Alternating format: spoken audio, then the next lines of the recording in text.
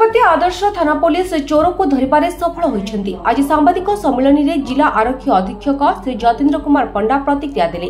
अभियोगकारी report आधार रे Paralakhemundi model PS case number 22 date 24/1/2005 US 331-305 BNS मामला रुजु करा जैतला।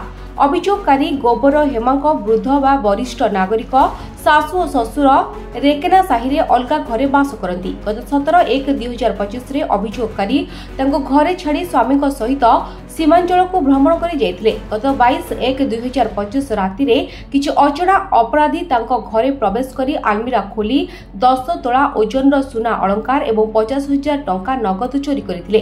तदंत समय तदंतकारी अधिकारी सफलतार सह तदंत करी अभियुक्त और अभियुक्त मानकु गिरफ करा जायछि। मुख्य महिला अभियुक्त श्रीमती जी गीतांठारू किछि चोरा सुना अलंकार टंका बरामद हेबा परे से बिक्री करि दैथिबा अलंकार मध्य ग्रहणकारींठारू उद्धार करी जबत करा जायछि।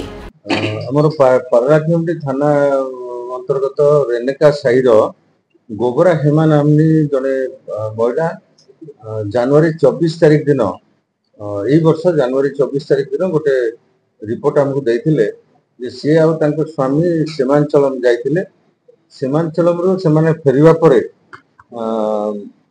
सेमाने जाइथिले सीमांचल 17 जनवरी रे एवं सेही दिन अर्थात 24 जनवरी दिन सेमाने फेरिकी देखिथिले तांको घरे तांकर सोना गहना प्राय 45 ग्राम ओजन रो सोना गहना चोरी हो जाइथिबार रिपोर्ट करथिले। तारी उपरे बेस करके हमरो पारलाखेमुंडी थाना रे केस नंबर 22 रे गोटे केस करा जाइथिला एवं ताकू तदंत करा जाउथिला। हमर समस्त प्रकार चेष्टा चलथिबा समय रे आमे टेक्नोलॉजी सहायता रे जानिबा को पाइथिलु जे से घर सहित परिचित थिबा गोरु सेठी गीता नामनी जने महिला ए सब सुना गहना को चोरी नहीं समानकर अनुपस्थित रे एवं सेही हिसाब रे तांको इंटरोगेशन करा जायतिला। महिला पुलिस द्वारा तांको इंटरोगेशन करा जायतिला।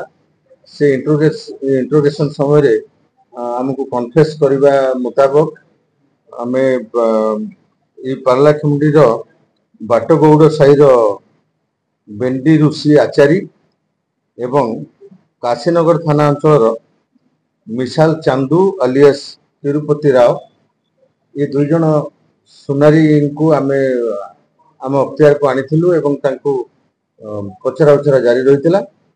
सेमाने मध्य पचरा उचरा समय रे स्वीकार करथिले जे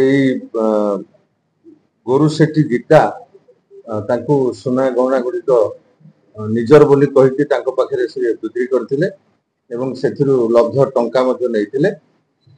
परवर्ती समय रे सेमाने से सबरो रिकवरी देथिले।